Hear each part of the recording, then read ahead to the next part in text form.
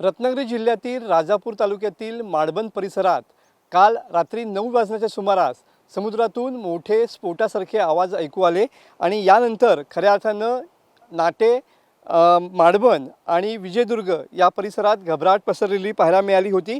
कारण का नेमके हे स्फोटासारखे आवाज आले कुठून याचा शोध अनेक यंत्रणांच्या माध्यमातून सुद्धा घेतला जात होता। कारण या भागातले नागरिक या स्फोटानंतर स्फोटाच्या आवाजानंतर भयभीत झालेले होते आणि त्याचमुळे पूर्ण यंत्रणा म्हणजे तटरक्षक दल, पोलीस यंत्रणा अशांच्या माध्यमातून या स्फोटजन्य आवाजाचा शोध सुरू झाला। रात्री अनेक ठिकाणी सर्च ऑपरेशन राबवण्यात आली, तर अनेक लँडिंग पॉईंटवरती देखील पोलिसांकडून या ठिकाणी गस्ती घालण्यात आली।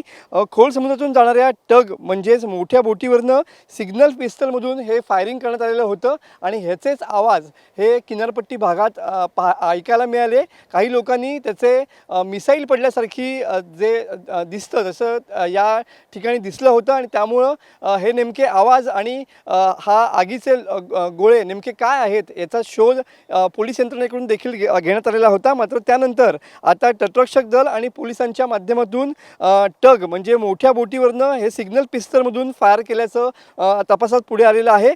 पोलीस अधीक्षक नितीन बगाटे यांनी ही माहिती दिली आहे। रात्रीपासून पोलीस यंत्रणेकडून या गूढ आवाजाचा या ठिकाणी शोध घेतला जात होता। माडबनपासून विजयदुर्ग परिसरात हे आवाज ऐकू आलेले होते आणि 20 नॉटिकल माईल म्हणजे काही किलोमीटर समुद्रामध्ये आत अशा परिसरामध्ये हे आवाज जे आहेत ते ऐकू आलेले होते।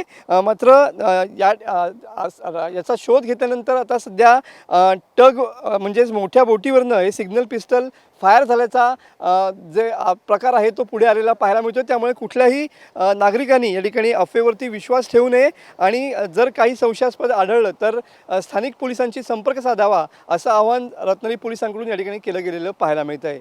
कॅमेरामन समित गजनेसह मी मनोज डेले, TV9 मराठी, रत्नागिरी।